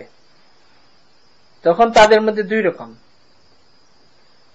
সাহাবী বা সাহাবী না যারা হুজুর থেকে দূরে আছে, তাদের মধ্যে দুই রকম। একটা হলো যাদের মধ্যে ইজতিহাদ করার যোগ্যতা আছে, তারা ইজতিহাদ করেছে। যাদের মধ্যে ইজতিহাদ করার যোগ্যতা ছিল না, তারা যার ইজতিহাদ করার যোগ্যতা আছে তাকে ফলো করেছে। হুজুর সাল্লাল্লাহু আলাইহি ওয়াসাল্লামের যুগে এই তিন প্রকারের লোক ছিল। উদাহরণ হলো যেমন হযরত মুআয রাদিয়াল্লাহু তাআলা আনহু, হুজুর সাল্লাল্লাহু আলাইহি ওয়াসাল্লাম যখন তাকে বিদায় দেন, হযরত মুআয রাদিয়াল্লাহু তাআলা আনহুকে সংক্ষিপ্তভাবে বলছি যেহেতু অনেক লম্বা হাদিস, হুজুর সাল্লাল্লাহু আলাইহি ওয়াসাল্লাম প্রায় 7 মাইল পর্যন্ত পায়ে হেঁটে গেছেন। 7 মাইল। হযরত মুআয রাদিয়াল্লাহু তাআলা উটের উপর বসা, হুজুর সাল্লাল্লাহু আলাইহি ওয়াসাল্লাম উটের দড়ি ধরছেন, ধরে 7 মাইল বিদায় দিচ্ছেন। বলেন, মুআয, এটাই তোমার সাথে আমার শেষ দেখা, আর হয়তো তোমার সাথে দেখা হবে না। তো বিভিন্ন উপদেশ দিয়েছেন, নসিহত করেছেন। যাই হোক, তো হুজুর সাল্লাল্লাহু আলাইহি ওয়াসাল্লাম জিজ্ঞেস করেছেন যে তুমি কিভাবে আমল করবে? বলছে, ইয়া রাসূলুল্লাহ, আমি এইভাবে কোরআনের উপর আমল করব, আপনি যেভাবে বলেছেন ওইভাবে করব। তারপরে যদি কোনো কিছু না হয় তখন কি করবা? তখন বলেছে আজতাহিদু বিরাই, তখন আমি নিজের মত অনুযায়ী আমি ইজতিহাদ করব। তো হুজুর সাল্লাল্লাহু আলাইহি ওয়াসাল্লাম হযরত মুআয রাদিয়াল্লাহু তাআলা আনহুকে তখন দোয়া দিয়েছেন। এটা নয় যে হুজুর সাল্লাল্লাহু আলাইহি ওয়াসাল্লাম না তুমি এরকম করবে না, খবরদার, বরং হুজুর সাল্লাল্লাহু আলাইহি ওয়াসাল্লাম দোয়া দিয়েছেন হযরত মুআয রাদিয়াল্লাহু তাআলা আনহুকে। হযরত মুআয রাদিয়াল্লাহু তাআলা আনহু যখন ইয়ামানে গিয়েছেন, যাওয়ার পরে তিনি ইজতিহাদ করেছেন, আর ইয়ামানবাসী সবাই হযরত মুআয রাদিয়াল্লাহু তাআলা আনহুকে ফলো করেছেন। পুরা ইয়ামানবাসীর মধ্যে কেউ এমন ছিল না যে হযরত মুআয রাদিয়াল্লাহু তাআলা আনহুকে বলেছেন যে না, আপনি কোরআন এবং হাদিস যতটুকু আপনি বলবেন ততটুকু আমরা ফলো করব, কোরআন হাদিসের বাইরে যতটুকু বলবেন আমরা নিজেরাই আরবি জানি, তখন আমরা নিজেরা আমরা তখন চিন্তা করব, নিজেরা আমল করব, কিভাবে করব। এমনকি এমনও কেউ ছিল না তাদের মধ্যে যে এটা করবে যে ঠিক আছে আপনার মতামত কিছু নিব, কিছু আমরা হযরত আবু বকরের মতামত নিব, কিছু হযরত ওমর রাদিয়াল্লাহু তাআলার মতামত নিব, এরকমও পাওয়া যায় না। অর্থাৎ তখন কোন এরকম গায়রে মুকাল্লিদ ছিল না, লা মাযহাব কেউ ছিল না। আল্লাহ তাআলা ইরশাদ করেছেন, ওয়াইজা জাআহুম আমরুম মিনাল আমনি আবিল খাউফি আযাউ বিহি ওয়ালাউ রাদ্দুহু ইলার রাসূলি ওয়া ইলা উলিল আমরি মিনহুম লাআলিমাহু আল্লাযীনা ইস্তামবিতুনাহু মিনহুম ওয়ালাউলা ফাদলুল্লাহি আলাইকুম ওয়া রাহমাতুহু লাত্তাবা'তুমুশ শাইতানা ইল্লা কালিলা। সূরাতুন নিসা। যে যখন তাদের কাছে কোনো খবর আসে, ভালো অথবা ভয়ের কোনো খবর আসে, আযাউ বিহি, তারা ওটাকে প্রচার করতে থাকে, ওয়ালাউ রাদ্দুহু ইলা রাসূলি ওয়া ইলা উলিল আমরি মিনহুম, যদিও ওটা রাসূলের দিকে অথবা উলিল আমরি মিনহুম, তাদের মধ্যে যারা, তাদের পক্ষ থেকে যদি আসে তাদের কাছে তারা যায় না। লাত্তাবা'ত লাআলিমাহু আল্লাযীনা ইস্তামবিতুনাহু মিনহুম, তাদের মধ্যে যারা ইস্তেমবাত করতে আল্লাহর রাসূলের কাছে যাবে এবং উলিল আমর যারা তাদের কাছে যাবে, লাআলিমাহু আল্লাযীনা ইস্তামবিতুনাহু, যে ওই সমস্ত লোক যারা জানে এবং যারা তাদের মধ্যে থেকে ইস্তেমবাত করতে পারে, যারা রিসার্চ করতে পারে, বের করতে পারে, ইজতিহাদ করতে পারে। ওয়ালাউলা ফাদলুল্লাহি আলাইকুম, যদি তোমাদের উপর আল্লাহ তাআলার মেহেরবানি না হইতো, আল্লাহ তাআলার রহমত না হইতো, লাত্তাবা'তুমুশ শাইতানা ইল্লা কালিলা, তখন তো তোমরা শুধু শয়তানেরই ইত্তেবা করতে। অর্থাৎ এই আয়াতে কারিমার দ্বারা পরিষ্কার এই কথা বোঝা যায় যে রাসূল পাক সাল্লাল্লাহু আলাইহি ওয়াসাল্লামকে জিজ্ঞেস করা যদি সম্ভব হয় তাহলে জিজ্ঞেস করবে। যদি রাসূলুল্লাহ সাল্লাল্লাহু আলাইহি ওয়াসাল্লামের কাছে জিজ্ঞেস করা সম্ভব না হয় তাহলে যারা ইজতিহাদ করে, যারা ইস্তেমবাত করে তাদের কাছে জিজ্ঞেস করবে। এবং রাসূল সাল্লাল্লাহু আলাইহি ওয়াসাল্লামের কাছে জিজ্ঞেস করা এবং মুজতাহিদিন যারা, তাদের কাছে জিজ্ঞেস করা খাস ভাবে এটা আল্লাহ তাআলার মেহেরবানি। এবং আল্লাহ তাআলা বলেছেন যে যদি তোমরা তাদেরকে জিজ্ঞেস না করো তাহলে তোমরা শয়তানকে ফলো করবে।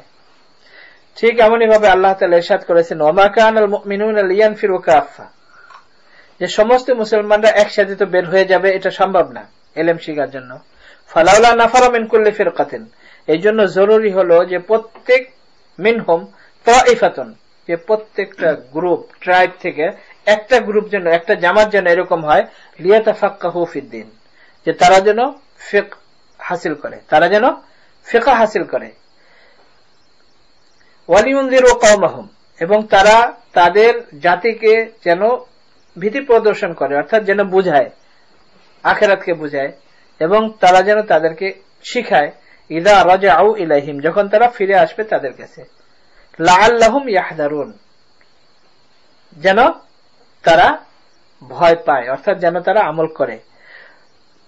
এই আয়াতের দ্বারা এটা পরিষ্কার বোঝা গেল যে যাদেরকে এই আয়াতের কথা বলা হচ্ছে তারা সবাই হলো আরবি, তাদের ভাষাগত কোনো সমস্যা নেই, তারা নিজেরা আরবি, কিন্তু তারপরেও তাদেরকে বলা হচ্ছে যে একটা গ্রুপ এরকম জরুরি, এরকম যে যারা ফিকহ হাসিল করবে।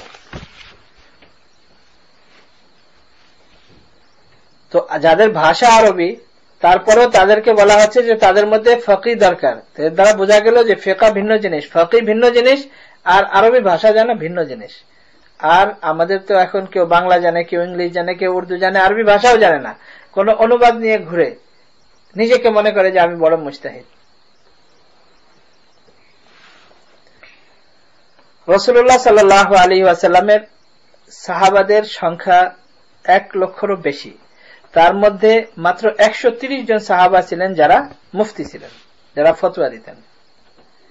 তার মধ্যে থেকে 7 জন সাহাবা যারা অধিক ফতোয়া দানকারী, এবং তার মধ্যে 13 জন সাহাবায়ে কেরাম এরকম আছেন যে যারা কোন কোন সময় ফতোয়া দিতেন, একটা দুইটা এবং এমন সামান্য। আর বাকি তারা কোন কোন সময় ফতোয়া দিতেন, আর বাকি যারা 110 জন তারা হলো কোন কোন সময় ফতোয়া দিতেন। ইলামুল মুওয়াক্কিন ইবনুল কাইয়িম রাহমাতুল্লাহ আলাইহি এটা উল্লেখ করেছেন যে লক্ষর উপরে সাহাবী, তার মধ্যে মাত্র 130 জন হলেন মুজতাহিদ। আর আমাদের এখানে গায়রে মুকাল্লিদ যারা, তারা সবাই মুজতাহিদ, ভাষা জানুক আর না জানুক। হযরত আবু বকর রাদিয়াল্লাহু তাআলা আনহুর যুগে হুজুর সাল্লাল্লাহু আলাইহি ওয়াসাল্লামের ইন্তেকালের পরে হযরত আবু বকর রাদিয়াল্লাহু তাআলা আনহু যে খলিফা হলেন, হযরত ওমর রাদিয়াল্লাহু তাআলা আনহু এখানে কিয়াস করলেন যে ইমামতে কুবরা আর ইমামতে সুগরা, অর্থাৎ হুজুর সাল্লাল্লাহু আলাইহি ওয়াসাল্লাম বলেছেন মুরু আবু বকর আন ইউসাল্লিয়া বিন নাস, যে আবু বকরকে হুকুম করো সে যেন মানুষকে নিয়ে জামাতে নামাজ পড়ায়। তো হযরত ওমর রাদিয়াল্লাহু তাআলা আনহু কিয়াস করলেন যে যেহেতু হুজুর সাল্লাল্লাহু আলাইহি ওয়াসাল্লাম নামাজের ইমামতির জন্য হযরত আবু বকর রাদিয়াল্লাহু তাআলা আনহুকে আদেশ করেছেন, তো এর দ্বারা বোঝা গেল যে ইমামতে কুবরা যেটা খলিফা হওয়া, এটাও হযরত আবু বকর রাদিয়াল্লাহু তাআলা আনহুরই হক এবং তিনিই অধিকারী।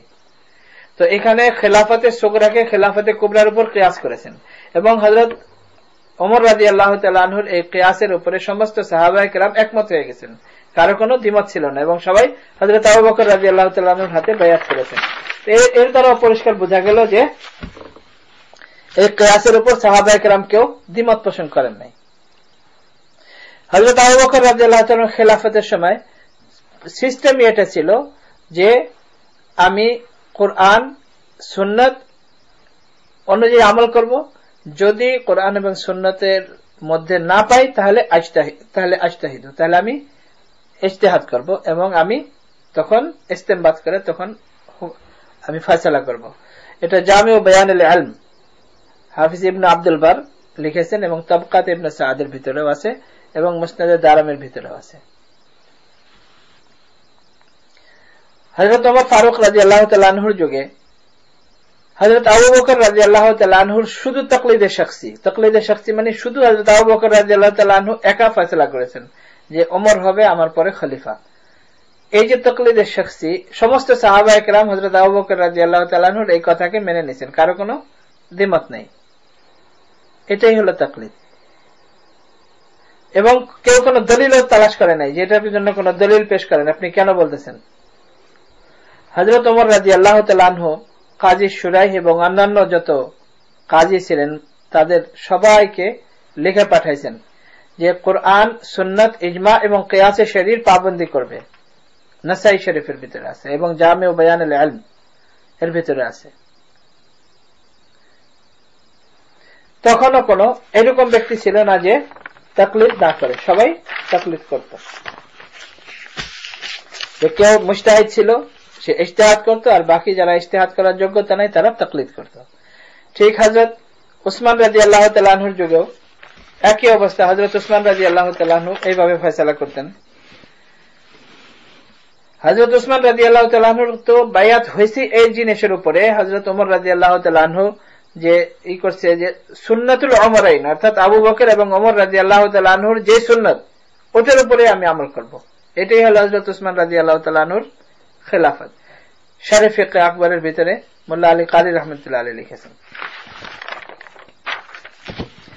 এবং হযরত উসমান রাদিয়াল্লাহু তাআলা আনহুর সময় জুমার নামাজের মধ্যে একটা অতিরিক্ত আযান অ্যাড করা হয়েছে এবং এটার মধ্যে ওই সময় এমন কেউ ছিল না যে এটা প্রতিবাদ করেছে, সবাই এটাকে মেনে নিয়েছে।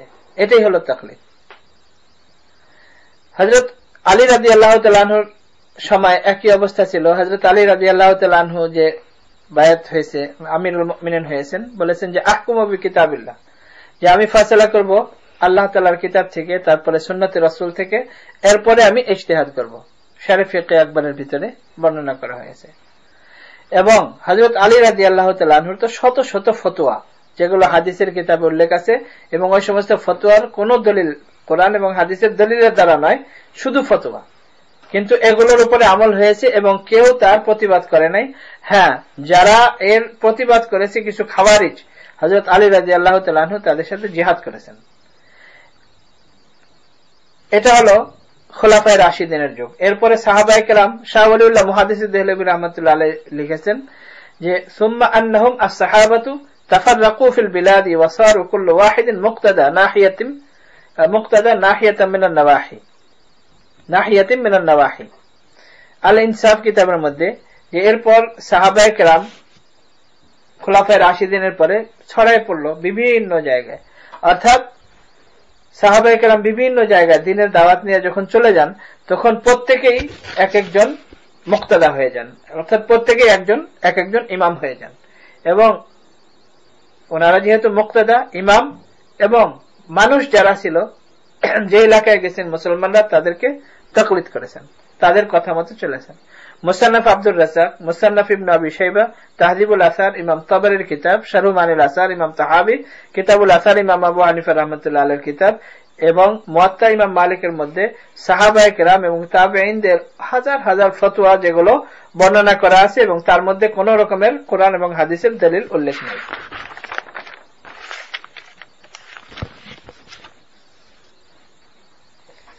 এবং ওই সমস্ত ফতোয়া আজও পর্যন্ত ওইভাবে চলে আসতেছে, তার মধ্যে কোন রকমের কেউ দ্বিমত করে নাই এবং কেউ কোন দলিলও তাদের কাছে তালাশ করে নাই। এবং ইমাম গাজ্জালী রাহমাতুল্লাহ আলাইহি বলেছেন যে তাকলিদের উপরে তো সাহাবায়ে কেরামেরও ইজমা সাবিত, একেবারে প্রমাণিত,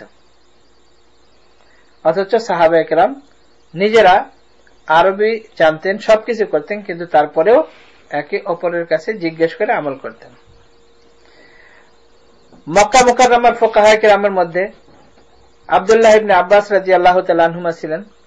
তিনি ফতোয়া দিতেন, দারামিতে আছে, হাকিম মুস্তাদরাক হাকিম, জামে বায়ানুল ইলম। তাউস রাহমাতুল্লাহ আলাইহি বলেন যে আমি 70 জন সাহাবায়ে কেরামের সাথে মুলাকাত করেছি, সাক্ষাৎ করেছি, সবাই হযরত ইবনে আব্বাস রাদিয়াল্লাহু তাআলা আনহুর দিকে রুজু করতেন। অর্থাৎ ইলামুল মুওয়াক্কিনের ভিতরে ইবনুল কাইয়িম রাহমাতুল্লাহ আলাইহি বর্ণনা করেছেন। হযরত আব্দুল্লাহ ইবনে আব্বাস রাদিয়াল্লাহু তাআলা আনহুর পরে তাবেঈনদের জামানায় হযরত আতা ইবনে আবি রাবাহ রাদিয়াল্লাহু তাআলা আনহুর তাকলিদ করতেন মানুষ। মুসান্নাফ আব্দুর রাজ্জাক হাদিসের কিতাবের মধ্যে হযরত আব্দুল্লাহ ইবনে আব্বাস, হযরত আতা ইবনে আবি রাবাহ ওনাদের অনেক শত শত ফতোয়া বর্ণিত আছে। ওনার পরে আতা ইবনে আবি রাবাহর পরে হযরত ইমাম শাফি রাহমাতুল্লাহ আলাইহি ফতোয়া দিতেন। তারপরে হযরত ইমাম শাফি রাহমাতুল্লাহ আলাইহি যখন মিশর চলে যান তখন সুফিয়ান ইবনে উয়াইনা এবং হানাফি ইমাম আবু হানিফা রাহমাতুল্লাহ আলাইহির অন্যান্য শাগরিদ তারা তখন ফতোয়া দিতেন। মদিনা মুনাওয়ারাতে সাহাবাদের যুগে হযরত যায়েদ ইবনে সাবিত রাদিয়াল্লাহু তাআলা আনহুর তাকলিদ সাহাবায়ে কেরাম করতেন এবং আহলে মদিনা যারা মদিনাবাসী তারা হযরত আব্দুল্লাহ ইবনে আব্বাস রাদিয়াল্লাহু তাআলা আনহুর কথা পর্যন্ত তখন তারা মদিনায়, হযরত আব্দুল্লাহ ইবনে আব্বাস কিন্তু হযরত আব্দুল্লাহ ইবনে আব্বাসের কথা পর্যন্ত তারা গ্রহণ করতেন না, বলতেছে না আমরা যায়েদ ইবনে সাবিতের কথাকে বাদ দিয়ে আপনার কথাকে আমরা নিব না, বুখারীর রিওয়ায়াত। এবং হযরত যায়েদ ইবনে সাবিত রাদিয়াল্লাহু তাআলা আনহু বলতেন ইন্নামা আকুলু বিরাই জামিউ বায়ানুল ইলম, যে আমি আমার রায় থেকে আমি ইজতিহাদ করে আমি বলি। তারপরে তাবেঈনদের যুগে হযরত সাঈদ ইবনে মুসাইয়িব রাহমাতুল্লাহ আলাইহি ফতোয়া দিতেন। হযরত আব্দুল্লাহ ইবনে যায়েদ রাহমাতুল্লাহ আলাইহি বলেন যে আবাদ আলাইহিস সালাসা, এর পরে ফিকহ চলে যায় যারা বংশগতভাবে যারা গোলাম তাদের কাছে, যেমন মক্কার তাম আহলে মক্কা অর্থাৎ সমস্ত মক্কাবাসী আতা ইবনে আবি রাবাহ রাহমাতুল্লাহ আলাইহির ফতোয়ার উপর আমল করতেন, ইয়ামানবাসী তাউস রাহমাতুল্লাহ আলাইহির ফতোয়ার উপর আমল করতেন, ইয়ামামাবাসী ইয়াহইয়া ইবনে আবু কাসির রাহমাতুল্লাহ আলাইহির ফতোয়ার উপর আমল করতেন, কুফাবাসী ইব্রাহিম নখী রাহমাতুল্লাহ আলাইহির ফতোয়ার উপর আমল করতেন, বসরাবাসী হযরত হাসান বসরি রাহমাতুল্লাহ আলাইহির ফতোয়ার উপর আমল করতেন, এবং শামবাসী যারা তারা মাকহুল রাহমাতুল্লাহ আলাইহির ফতোয়ার উপর আমল করতেন, খুরাসানবাসী যারা আতা আল খুরাসানির ফতোয়ার উপর আমল করতেন, এবং মদিনা মুনাওয়ারাতে কুরাইশি যুবক হযরত সাঈদ ইবনে মুসাইয়িব রাহমাতুল্লাহ আলাইহির ফতোয়ার উপর আমল করতেন। ইলামুল মুওয়াক্কিঈন। হারামাইন শরীফাইনের অবস্থা ছিল ইসলামী যে হুকুমত এবং যে খিলাফত ছিল, খিলাফতে আব্বাসিয়া, ওই সময় সমস্ত কাজী যারা ছিলেন, জজ যারা ছিলেন সবাই ছিলেন হানাফি এবং 500 বছরের অধিক তাদের রাজত্ব ছিল। এই 500 বছরই হানাফি সমস্ত ফুকাহা ছিলেন। তারপরে সালজুকি রাজত্ব, সালজুকিদের আন্ডারে রাজত্ব আসে, তখনও সব হানাফি ছিলেন। তারপরে খাওয়ারজমি যখন রাজত্ব করেন তখনও সবাই হানাফি ছিলেন। এরপর ওসমানী খেলাফত, যেটা অটোমান এম্পায়ার যেটাকে আমরা বলি খেলাফতে উসমানী, খেলাফতে উসমানী যতক্ষণ ছিল তখনও সবাই হানাফি ছিল, এমনকি 1344 হিজরি পর্যন্ত খিলাফাতে উসমানী ছিল, ততদিন পর্যন্ত হানাফি কাজী এবং ফকিহ ছিল। এরপরে যখন আলে সৌদ ক্ষমতায় আসে তারাও হাম্বলি ছিল। কিন্তু হারামাইন শরীফানে শুরু থেকে নিয়ে আজ পর্যন্ত কোনদিন কোন গায়রে মুকাল্লিদ, কোন কাজী, কোন জজ, কোন ইমাম এবং তাদের ভিন্ন কোন মুসাল্লা বা কোন মুফতি হয় নাই। কুফাতে সাহাবাদের যুগে হযরত আব্দুল্লাহ ইবনে মাসউদ রাদিয়াল্লাহু তাআলা আনহুর ফতোয়া ছিল। হযরত আব্দুল্লাহ ইবনে মাসউদ রাদিয়াল্লাহু তাআলা আনহুর ফতোয়া ইন্তেকালের পরে হযরত আলী রাদিয়াল্লাহু তাআলা আনহু ফতোয়া দিতেন। তারপরে তাবেঈনদের মধ্যে ইব্রাহিম নাখী রাহমাতুল্লাহ আলাইহি ফতোয়া দিতেন। তারপরে হযরত আব্দুল্লাহ ইবনে মাসউদ রাদিয়াল্লাহু তাআলা আনহুর শাগিরদ, তারপরে তার শাগিরদ, তারপরে তার শাগিরদ হযরত ইমাম আবু হানিফা রাহমাতুল্লাহ আলাইহি, এবং তারপরে তার শাগিরদ যারা তারা। বাসরাতে সাহাবাদের যুগে হযরত আনাস রাদিয়াল্লাহু তাআলা আনহু ফতোয়া দিতেন। তাবেঈনদের মধ্যে হযরত হাসান বসরি রাহমাতুল্লাহ আলাইহি ফতোয়া দিতেন। এরপরে ইমাম জুফর রাহমাতুল্লাহ আলাইহি যখন আসেন তখন সবাই ইমাম আবু হানিফা রাহমাতুল্লাহ আলাইহির মুকাল্লিদ হয়ে যায়। মোট কথা রাসূলুল্লাহ সাল্লাল্লাহু আলাইহি ওয়াসাল্লামের যুগে যে তিনটা পদ্ধতি ছিল, হুজুর সাল্লাল্লাহু আলাইহি ওয়াসাল্লামের কাছে জিজ্ঞেস করা অথবা ইজতিহাদ করা, এবং যারা ইজতিহাদ করতে না পারতেন এমনকি সাহাবায়ে কেরাম পর্যন্ত যারা মুজতাহিদ সাহাবা ছিলেন তাদের তাকলিদ করতেন। হুজুর সাল্লাল্লাহু আলাইহি ওয়াসাল্লামের ইন্তেকালের পরে শুধু দুইটা পদ্ধতি বাকি থেকে যায়। এই দুইটা পদ্ধতি যে বাকি থেকে যায় এটা হলো ইজতিহাদ এবং তাকলিদ, এছাড়া আর তৃতীয় কোনো পথ আর থাকে না। যদি কেউ প্রশ্ন করে যে আইম্মে আরবা এই চার ইমামেরই কেন তাকলিদ করতে হবে, ঠিক আছে আমরা তাকলিদ করব, অন্যদেরও তো করতে পারি। তো এর উত্তর হলো যে ইমাম অনেক ছিলেন, মুজতাহিদ অনেক ছিলেন, কিন্তু এই চারজনের ফিকহ একেবারে শুরু থেকে নিয়ে শেষ পর্যন্ত গুছানো, সাজানো গুছানো। আর বাকি যারা ছিলেন বড় বড় ছিলেন, বড় বড় মুজতাহিদ ছিলেন, কিন্তু তাদের ফিকহ ওইরকম শুরু থেকে শেষ পর্যন্ত সাজানো নাই, এবং তাদের যারা ছাত্র তারা সংরক্ষণ করে রাখতে পারেন নাই। এই জন্য তাদের ফিকহ শেষ পর্যন্ত চলে নাই। তাদের ফিকহ চলতে চলতে একসময় এমন আসছে যে যখন এই চার ইমামের উপরে সবাই নির্ভর করেছেন এবং এর উপরে ইজমা হয়ে গেছে, এবং উলামায়ে কেরাম লিখেছেন যে চার ইমামের উপরে ইজমা হয়ে গেছে। শাহ ওলিউল্লাহ রাহমাতুল্লাহ আলাইহিও লিখেছেন। শাহ ওলিউল্লাহ মুহাদ্দিস দেহলভী রাহমাতুল্লাহ আলাইহি বলেন যে এর উপরে আমল করা এটাই হলো উত্তম, অর্থাৎ কারো তাকলিদ করা, কোন ইমামকে ফলো করা এটাই হলো উত্তম।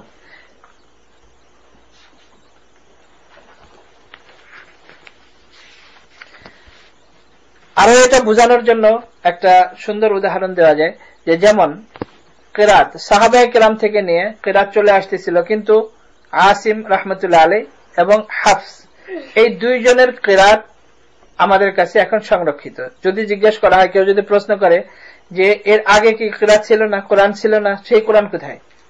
নিশ্চয় ছিল, এবং বড় বড় সাহাবায়ে কেরাম যারা ছিলেন, যারা বড় বড় কারি ছিলেন, বড় বড় যারা কারি ছিলেন তারাও তাদের তিলাওয়াত করতেন, কিন্তু পরবর্তীতে এসে এরা দুইজন যে গুছাইছেন ওটাই আমাদের কাছে আছে। যেমন সিয়াসিত্তার ইমাম যারা, তাদের আগে কি হাদিস ছিল না? অবশ্যই ছিল, কিন্তু তাদের গুছানোর পরে এখন যেমন বলা হয় বুখারী, তিরমিজি, আবু দাউদ, ঠিক এরকম ভাবে ফিকহ গুছানো মালিকি, হাম্বলি, শাফি এরকম ভাবে বলা হয়। এই জন্য এর উপরে কোনো প্রশ্ন করার মতো কোনো কিছু নাই। এরপরে কিছু কথা হলো যে কিছু লোক আস্তে আস্তে পরবর্তীতে এমন চলে আসছে যে যারা হাদিসকে অস্বীকার করা শুরু করে। একটা গ্রুপ তারা বলে যে আমরা শুধু কোরআনকে মানি, আমরা হাদিসকে হুজ্জত মনে করি না, হাদিসকে আমরা দলিল হিসাবে মনে করি না। তারা বলে যেহেতু হাদিস 200 বছর পরে লেখা শুরু হয়েছে এই জন্য আমরা এটাকে মানি না। তো তারা নিজেদেরকে আহলে কোরআন বলে, কিন্তু আমরা তাদেরকে মুনকিরিনে হাদিস বলি, এই জন্য যে তারা হাদিসকে অস্বীকার করে। এরপরে একটা গ্রুপ আসে শিয়া, দ্বিতীয় ফিরকা হলো শিয়া। শিয়া সত্যিকার অর্থে এরা নিজেদেরকে বলে যে আমরা কোরআনকে ফলো করি, কিন্তু বর্তমানে যে কোরআন এটা সঠিক কোরআন না। 10 পারা কোরআন আমাদের ইমামে গায়েব নিয়ে সুররহমান রা ওই গুহার ভিতরে পালিয়ে আছে, সে বের হয়ে আসবে 10 পারা নিয়ে। তো সত্যিকার অর্থে তারা কোরআনকে ফলো করে না। হাদিসকে তারা বলে যে হ্যাঁ আমরা হাদিসকে মানি, কিন্তু যেই হাদিস তোমাদের কাছে এটা সহিহ হাদিস না। সঠিক হাদিস হলো যেগুলো আমাদের ইমামদের মাধ্যমে আসছে, ওগুলো হলো সঠিক হাদিস। আর ইজমাকে তারা একেবারেই মানে না। তো তারা সত্যিকার অর্থে কোরআনও মানে না, হাদিসও মানে না, ইজমাও মানে না। আরেকটা গ্রুপ হলো যেটা মওদুদি ফিরকা, তৃতীয় গ্রুপ। তারা সাহাবায়ে কেরামকে কোন রকমের কোন গুরুত্ব দিতে রাজি না, এবং তাদের দস্তুরের মধ্যে আছে নাম্বার 2, দস্তুর নাম্বার 2, তাদের ওইখানে লেখা আছে যে এই জামাতে অর্থাৎ এই জামাতের মধ্যে যে শামিল হবে তার জন্য জরুরি হলো যে শুধু আল্লাহ এবং আল্লাহর রসুলের আনুগত্য করবে, এছাড়া আর কারো আনুগত্য করতে পারবে না, অর্থাৎ এছাড়া আর কারো কথা সে মানতে পারবে না। এবং এক জায়গায় লিখেছে যে আল্লাহর রসুলকে ছাড়া কাউকে সমালোচনার ঊর্ধ্বে মনে করা যাবে না, এবং লিখেছে যে কাউকে সত্যের মাপকাঠি রসুলে খোদা ছাড়া আর কাউকে মনে করা যাবে না। তো এখানে একটা প্রশ্ন হলো যে তারা কি সাহাবাদের ইজমাকে মানে, উম্মতের ইজমাকে মানে, তাকলিদকে কি তারা মানে? তো বিভিন্ন জায়গায় বিভিন্ন কিতাবে মওদুদি সাহেব ইজমার বিরুদ্ধে, উসুলে হাদিসের ব্যাপারে, ফিকহের ব্যাপারে, উসুলে তাফসীরের ব্যাপারে, তাকলিদের ব্যাপারে বিভিন্ন ভাবে লিখেছে, কিন্তু তারা সরাসরি এরকম ঘোষণা কোনো জায়গায় দেয় নাই যে আমরা ইজমাকে মানি না বা আমরা তাকলিদকে মানি না, এরকম ঘোষণা কোনো জায়গায় দেয় নাই।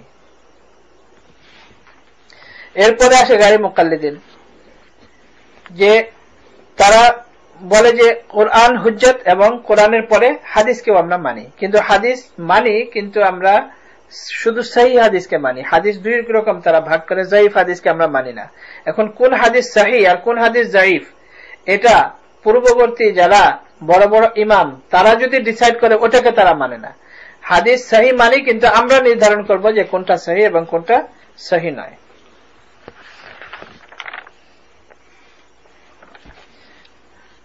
যাই হোক, সংক্ষিপ্ত ভাবে আজকে এই